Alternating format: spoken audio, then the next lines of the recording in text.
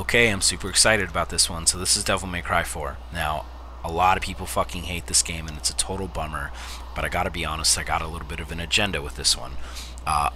The reason people hate this game so much is because they replaced the main character of Dante, which people have come to know and love over the course of 3 games, arguably 2. A lot of people didn't like Devil May Cry 2, but the point is, that character got replaced with this new character who's fundamentally, like, completely different. Like, his mechanics are different, his style is different. Even though the input and the controls are essentially the same, there's enough changes that people were just, they felt violated, it was totally unfair, blah, blah, blah, blah, blah. This character, however, is completely incredible, highly nuanced, very expressive, and I just kind of wanted to show that off a little bit so that, hopefully, a couple people out there see it on sale in the next, period of time, and they're like, oh my god, I saw that video, now I have to try and play and explore it. So let's just go over this real quick. I don't want to spend too much time on it, it's like a fucking 5-year-old game, but the controls are similar to most of the other Devil May Cries that have come before it. So, Y button, I'm playing on a 360 controller by the way, the Y button is your attack. All the attacks look good, they feel good, this great animation. There's pretty hardcore input buffering, there's not a lot of canceling, this is classic Devil May Cry, these games have always been pretty hardcore, but the combos do feel good. And just like the previous Devil May Cries, there's some branching. So if you wait and then push the button at certain key moments, you'll split off and do a different series of attacks. X button is the gun button, just like in all the other games. If you're holding it down or pushing it down, you'll kind of strafe in place. But you can actually also charge this character can, to 3 different levels. And when you unleash it after a certain charge level, it just comes out much more powerful. So this is interesting because you can actually charge this while you're attacking, and then unleash it at key moments. So that's really cool. So A button is jump. You got variable jump heights, and you can unlock a double jump later in the game. I've always loved Devil May Cry's jump because it takes you really high and it's really fast, but it doesn't take you very far.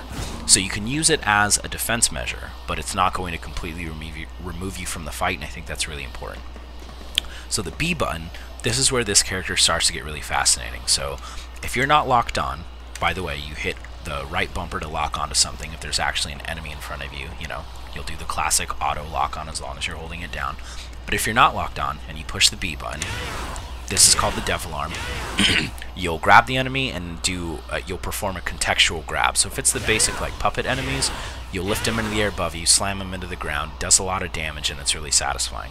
If you grab enemy X, it'll do a completely different thing when you grab them. If you do enemy Y, it'll perform a completely different thing, and so on and so forth across all the different enemy types. And they're all interesting. They all have their own properties, but that's not what's so fascinating about this mechanic. If you're locked on and you push the button, the arm extends really fast in this incredibly satisfying way, and you bring the enemy to you. And for most of the enemies in the game, in most of their states, this works. So you can interrupt a lot of things, and it almost is a defensive offensive measure because you can cancel their shit and bring them right to you and start wailing on them. Now if you do this in the air, which you can, if you're locked on when you do this in the air, you'll actually bring them up to you, and it's a way to prolong your air game and continue the punishment in the sky, which is super fucking cool. The right bumper, like I said, that's the lock on. The right trigger and the D-pads don't do anything. They do for Nero, or for Dante, I'm sorry, but not for Nero, and that's fine. The left bumper gives you this temporary powered state. Now this is a classic mechanic, whatever. You have a limited countdown and you can activate it and deactivate it whenever you want, but it just makes your attacks faster and more powerful. So whatever, not super interesting, but fun. Now the left trigger, this is where all the juice is. Like, this is the system that absolutely needs to be explored before you can appreciate this character in this game. So if you push the left trigger, he grabs his sword and revs it. Now if you look closely at that sword, the handle is almost like a motorcycle handle with a throttle. It's really interesting. So you're pushing that and it's not making a lot of sense. You can look at that GUI element up there to see what's happening. But it makes sense when you charge it 3 times. Then one of those lights activates, right? You can see that there's like 3 little lights there on that meter. You can hold it down and walk around, but if you look at the sword, you can see that it's in like a powered up state, and the next attack you throw is going to have different properties. So this is really interesting. So this is the attack by default. Charge up the sword and it comes out much quicker, the effect is different, and under the hood it's going to do a lot more damage to enemies, which is super fucking cool, right? But there's actually 3 different power levels. So here's power level 2, you can see that both lights are on. And here's power level 3, you can see that all lights are on. Now the basic attacks regardless of your power levels, are going to be unchanged. But your command attacks that you have, for example, let's use this one as an example. This is the classic dash forward and swing your sword attack. When this is charged, the properties of it change and becomes a lot more powerful. But that's not even where it ends. It's unbelievable. At power level 2, the properties change again. You can see that the sword came out 3 times. And at power level 3, the properties change once again to its most powerful form. That just came out 3 times. It took them completely across the room. And when you actually do that to a group of enemies, it's devastating. So you're probably thinking, well, Jesus, that takes forever to fucking do. That doesn't make any sense in a fight. Well, you're totally right. This system is here so that low-level players can still charge their sword and experience its power sometimes. But the real juice of this system comes from the instant charge. So what that means is that at the end of an attack, like right when the hitbox closes, it's so hard to find the timing, but once you do, it's amazing. At the end of the attack, you push the throttle and you instantly get charged. Now what just happened there is that my timing was so perfect, it gave me all 3 lanterns.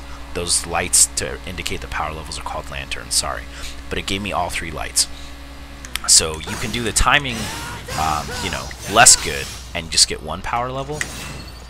Or you can just be fucking completely on it and just get all 3 back and constantly be charged up. So what this means is that when you're engaged in a fight, you can stay completely charged without having to, you know, back out and do this dumb slow shit. So it's fascinating, like, and all the command attacks operate the same way I just demonstrated with the this thing right here, where you have 3 different versions of the attacks. So this becomes different on level 1, 2, 3. This becomes different on level 1, 2, 3. This becomes different on levels 1, 2, and 3. This becomes different on levels 1, 2, and 3. It's completely fucking incredible. And when you combine it with the temporary power state, it's devastating. Like you just have so much power and you can just completely clear a room of enemies, which actually is super meaningful in the higher difficulty levels, when they will literally fill the room up completely with enemies. And if you're not operating like this, you're gonna get fucked. So it's incredible, but like it's so unbelievably hardcore and so difficult to do. Like, I've been playing this game for years, obsessively, and I'm still not very good at this charge. Like, I'll get on it after I've been playing it for like 4 or 5 hours, but for the most part, it's like so incredibly hardcore, but so rewarding when you do it. And like I said, this is where the juice is. Unfortunately, most people don't even know about these systems. Most people haven't explored them. Most people completely wrote Nero off. So I implore you, please grab this game next time you see it on sale, next time you see it at your used games outlet, and explore this character. The enemies are great. Everything about this game, like everything about its combat system, is fucking phenomenal. I shouldn't have said game, I'm sorry. The game itself is pretty generic and boring, just like every other Devil May Cry, but the combat system is phenomenal. So I just wanted to show this off and kind of, you know, communicate that there are nuances out there in these combat systems that completely change the way they, you know, their meaning for you as the player. So that's it for now. I might do another video with Dante. The version of Dante that's in this game I don't find particularly interesting, but so, you know, we'll see what happens. But yeah, I just wanted to show off Nero. Hopefully you'll try this out for yourself and wait for another video soon. Thanks.